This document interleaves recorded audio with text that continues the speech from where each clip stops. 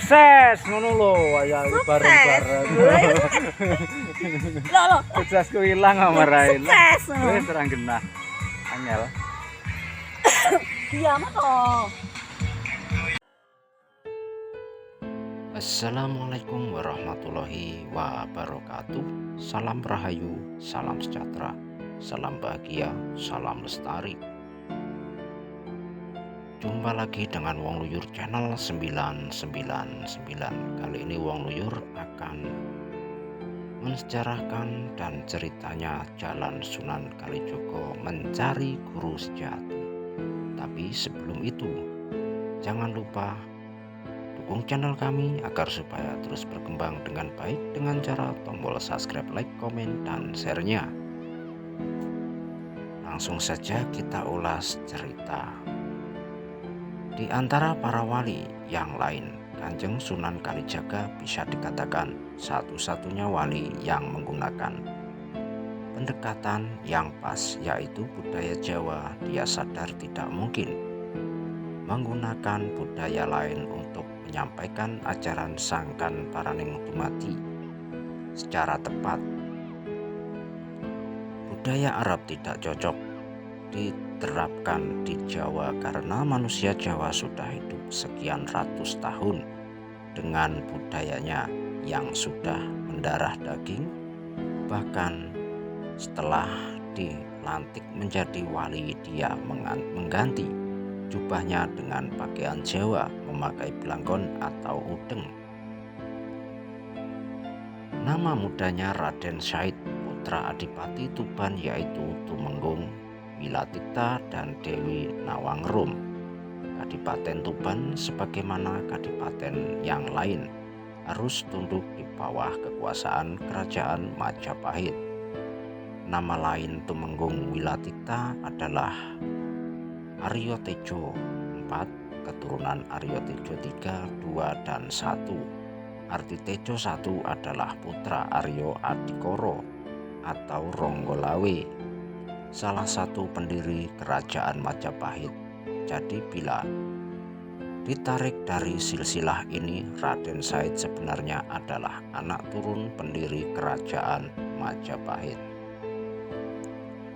Raden Said lahir di Tuban saat Majapahit mengalami kemunduran karena kebijakan yang salah kaprah pajak dan upeti dari masing-masing kadipaten yang harus disetor ke kerajaan Majapahit sangat besar sehingga membuat miskin rakyat jelata. Suatu ketika Tuban dilanda kemarau panjang, rakyat hidup semakin sengsara. Hingga suatu hari Raden Said bertanya ke ayahnya, "Bapak, kenapa rakyat Kadipaten Tuban semakin sengsara? Ini dibuat lebih menderita oleh Majapahit." Sang ayah tentu saja diam sambil membenarkan pertanyaan anaknya yang kritis ini. Raden Said yang melihat nasib rakyatnya merana terpanggil untuk berjuang dengan caranya sendiri, cara yang khas. Anak muda yang penuh semangat juang namun belum diakui. Eksistensinya menjadi maling celuring, yaitu pencuri yang baik karena hasil curiannya dibagi-bagikan kepada orang-orang miskin yang menderita.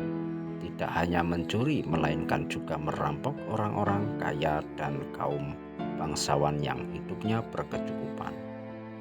Suatu ketika perbuatan mulia, namun tidak lazim, itu diketahui oleh sang ayah. Dan sang ayah tanpa ampun mengusir Raden Said karena dianggap mencoreng-moreng kehormatan keluarga Adipati. Pengusiran tidak hanya dilakukan sekali, namun beberapa kali. Saat diusir, Raden Said kembali melakukan perampokan. Namun sialnya dia tertangkap pengawal kadipaten hingga sang ayah kehabisan akal sehat. "Said, anakku, kini sudah waktunya kamu memilih. Kau yang suka merampok itu pergi dari wilayah Tuban, atau kau harus tewas di tangan anak buahku."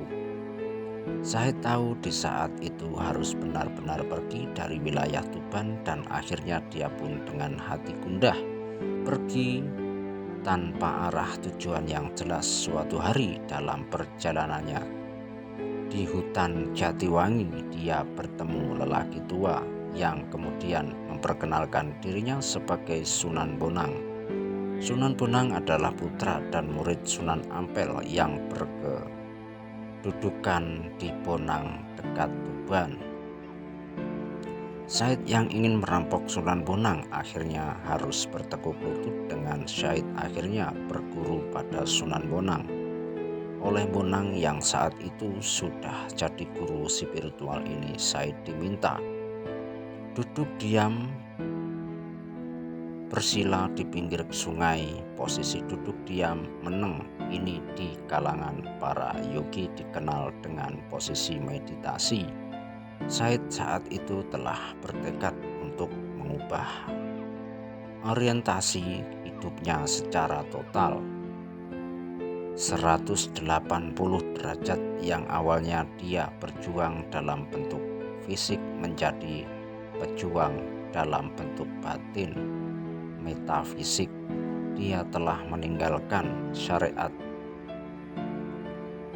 masuk ke ruang hakikat untuk merenggut nikmatnya makrifat. Namun syariat yang diajarkan Sunan Bonang cuma satu: duduk diam meneng, mengalahkan diri, ego, dan patuh pada sang guru sejati. Kesadaran ruh untuk menghidupkan kesadaran guru sejati, ruh yang sekian lama terkubur dan tertimbun nafsu dan ego. Ini Bonang menguji tekad Raden Syahid dengan menyuruhnya untuk diam di pinggir kali. Ya, perintahnya hanya diminta untuk diam tok, tidak diminta untuk zikir atau ritual apapun, cukup diam atau meneng di tempat. Dia tidak diminta memikirkan tentang Tuhan atau zat yang adikodrati yang menguasai alam semesta. Tidak, Sunan Bonang hanya meminta agar sang murid untuk patuh, yaitu diam, meneng, hening, pasrah, sumarah, sumeleh. Awalnya orang diam, pikirannya kemana-mana, namun sekian waktu diam di tempat akal dan keinginannya akhirnya melemas, dan akhirnya benar-benar tidak memiliki daya lagi untuk berpikir. Energi keinginan duniawinya lepas landas dan lenyap. Raden Syahid mengalami suwung total, fana total karena telah hilang sang diri ego. Badanku badan rohani kang sifat langgeng waseso, kang sukmo purbo waseso. Kumebul tanpa geni, wangi tanpa gondo, aku sejatine roh. Sakalir teko nembah, lunga nembah wong seketi, padha mati wong. Saleksa padha wuta, wong sewu padha turu, amung aku ora turu. Pinangeran hitna kabeh. Demikian gambaran kesadaran ruh Raden Syahid kala itu. Berapa lama Raden Syahid diam di pinggir sungai?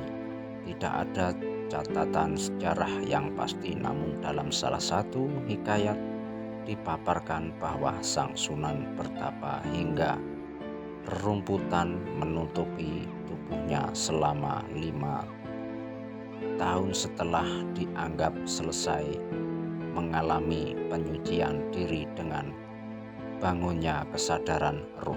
Sunan Bonang menggembleng muridnya dengan kawruh ilmu-ilmu agama. Dianjurkan juga oleh Bonang agar Raden Syahid berguru ke para wali yang sepuh, yaitu Sunan Ampel di Surabaya dan Sunan Giri di Gresik. Raden Syahid yang kemudian disebut Sunan Kalijaga ini menggantikan Syekh Subagir, gigih berdakwah hingga semenanjung Malaya, hingga Thailand, sehingga dia juga diberi gelar Syekh Malaya. kesadaran insan kamil. Malaya berasal dari kata malaya yang artinya mematikan diri.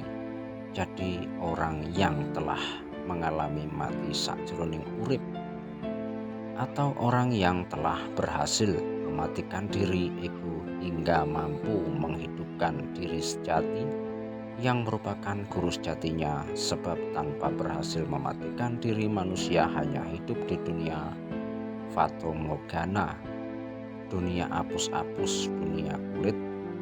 Dia tidak mampu untuk masuk ke dunia isi dan menyelam di lautan hakikat dan sampai di palung ma'rifatullah.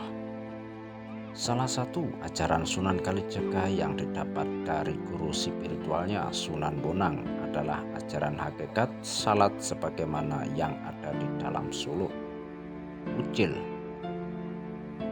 utamaning sarira puniki angrawuhana jatining salat, sambah lawan pujine jatining salat iku dudu ngisa tuwin magrib sembah araneka menangi puniku lamun aranana salat pan minangka kekembanging salam taim inggaran tata krama. Unggulnya diri itu mengetahui hakikat salat, sembah dan pujian salat yang sesungguhnya bukanlah mengerjakan salat isya atau maghrib. Itu namanya sembahyang. Apabila disebut salat maka itu hanya hiasan dari salat taim, hanya tata krama. Di sini kita tahu bahwa salat sejati adalah tidak hanya mengerjakan sembah raga atau tataran syariat, mengerjakan sholat 5 waktu. Salat sejati adalah salat daim, yaitu bersatunya semua indera dan tubuh kita untuk selalu memujinya dengan kalimat penyaksian bahwa yang suci di dunia ini hanya Tuhan. Hu Allah, dialah Hu saat menarik napas dan Allah saat mengeluarkan napas, sebagaimana yang ada di dalam suluk Ucil.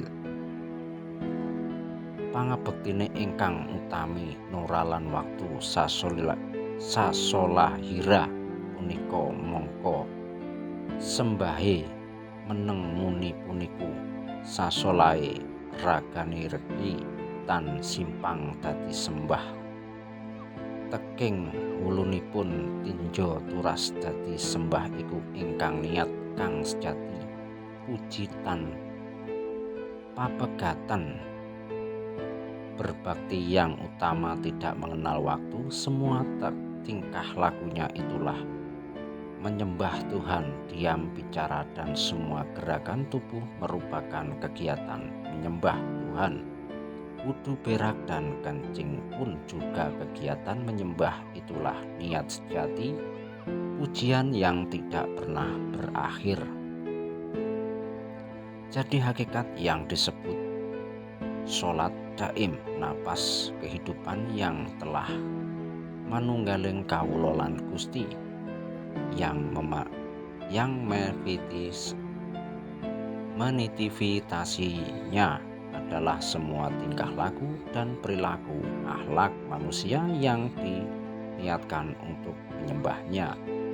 Selalu awas, eling, dan waspodo bahwa apapun yang kita pikirkan, apapun yang kita kehendaki, apapun yang kita lakukan, ini adalah bentuk yang dituntun oleh aku sejati, guru sejati yang selalu menyuarakan kesadaran holistik bahwa diri kita ini adalah dirinya, ada kita ini adalah adanya, kita tidak ada, hanya dia yang ada.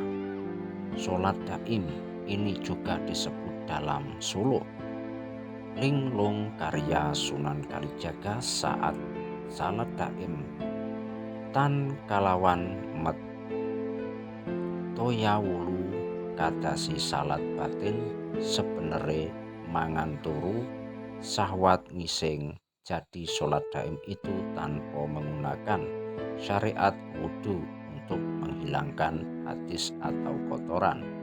sebab kotoran yang sebenarnya tidak hanya kotoran badan, melainkan kotoran batin. Salat daim boleh dilakukan saat apapun, misalnya makan, tidur, bersagama, maupun saat membuang kotoran. Ajaran makrifat lain Sunan Kalijaga adalah ibadah haji. Tertera dalam suluk linglung, suatu ketika Sunan Kalijaga bertekad pergi ke Mekah untuk melaksanakan ibadah haji. Di tengah perjalanan dia dihentikan oleh Nabi Khidir. Sunan dinasihati agar tidak pergi sebelum tahu hakikat ibadah haji, agar tidak tersesal dan tidak mendapatkan apa-apa selain capek. Mekah yang ada di Saudi Arabia itu hanya simbol, dan Mekah yang sejati adalah di dalam diri. Dalam suluk wujil disebutkan sebagai Norana weruh ing Mekah iki alit mila teka ing awayah, mang tekaing parane yen ana sangunipun tekaing Mekah tur dadi wali.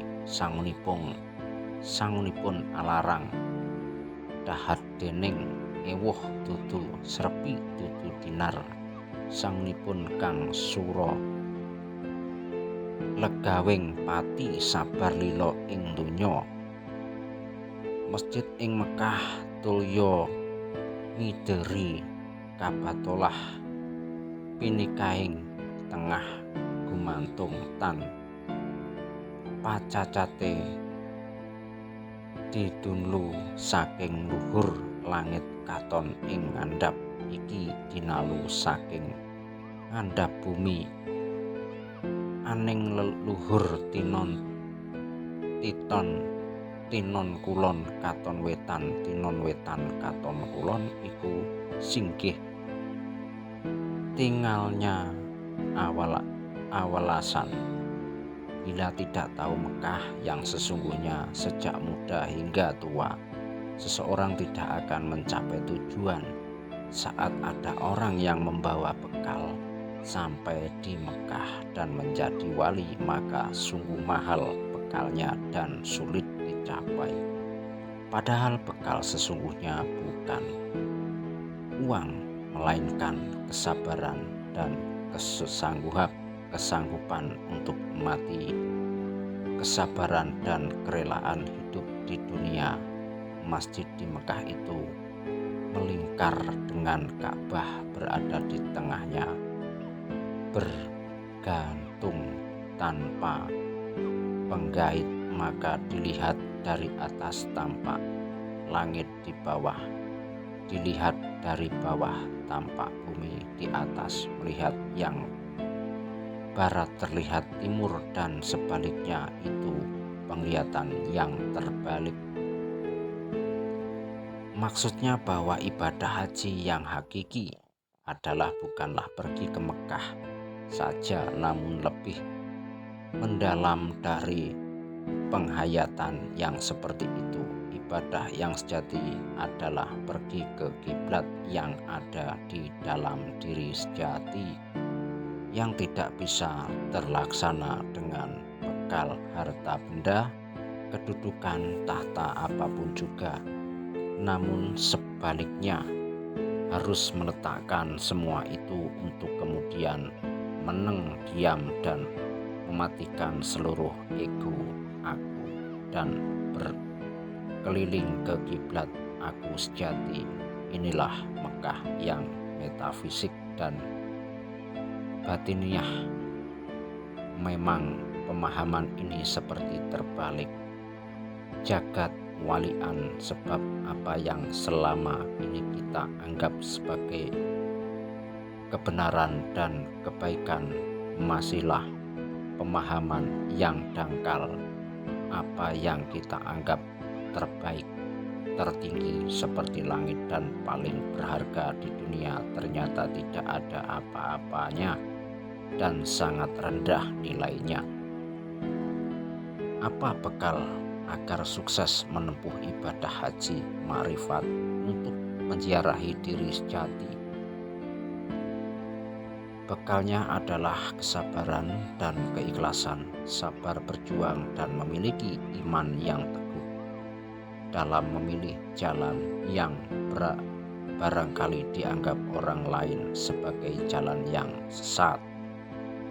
Ibadah haji metafisik ini akan menganjurkan kepada kita bahwa epicentrum atau pusat spiritual manusia adalah bertawaf, berkeliling ke rumah Tuhan, berkeliling bahkan masuk ke aku sejati dengan kondisi yang paling suci dan bersimpuh di kakinya yang mulia. Tujuan haji terakhir adalah untuk mencapai insan kamil, yaitu manusia sempurna yang merupakan kaca penggala kesempurnaannya. Sunan Kalijaga adalah manusia yang telah mencapai tahap perjalanan spiritual tertinggi yang juga telah didaki oleh Syekh Siti Jenar. Berbeda dengan Syekh Siti Jenar yang berjuang di tengah rakyat jelata, Sunan Kalijaga karena dilahirkan dari kerabat bangsawan, maka dia berjuang di dekat wilayah kekuasaan di bidang politik. Jasanya terlihat saat akan mendirikan kerajaan Demak, Pajang, dan Mataram. Sunan Kalijaga berperan menasehati Raden Patah, penguasa Demak, agar tidak menyerang Brawijaya V, ayahnya, karena beliau tidak pernah berlawanan dengan ajaran akidah. Sunan Kalijaga juga mendukung Jagatingkir menjadi Adipati Pajang dan menyarankan agar ibu kota dipilih dari Demak ke Pajang karena Demak dianggap telah kehilangan kultur Jawa. Pajang yang terletak di pedalaman cocok untuk memahami Islam secara lebih mendalam dengan jalur tasawuf.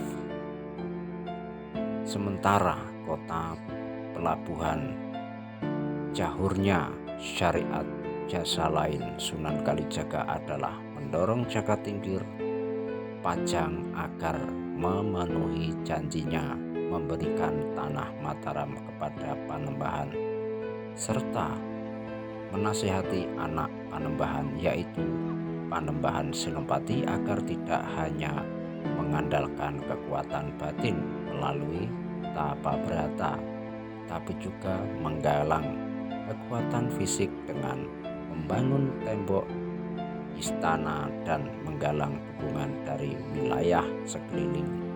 Bahkan Sunan Kalijaga juga mewariskan pada Panembahan Senopati baju rompi Ontokusumo atau Kiai Gondil yang bila dipakai akan kebal senjata apapun. Oke, itulah sedikit cerita tentang perjalanan Raden Said Kanjeng Sunan Kalijaga. Semoga bermanfaat untuk kita semua dari Wong Luyur Channel 99. Salam Rahayu Sakutumati. Assalamualaikum warahmatullahi wabarakatuh.